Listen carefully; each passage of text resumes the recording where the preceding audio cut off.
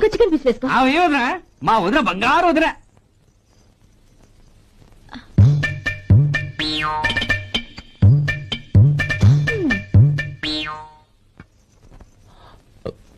ఇంకో ముక్క వేయనా? అదేంటి గౌరీ, తమ్ముడికి చికెన్ అంటే చాలా ఇష్టం, వాడికి వేయలేదే?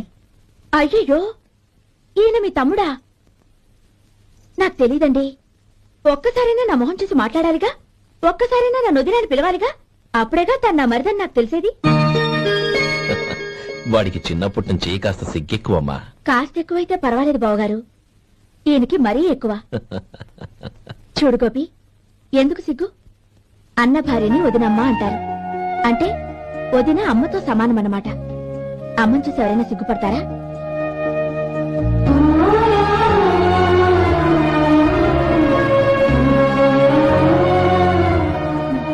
తిను. చాలా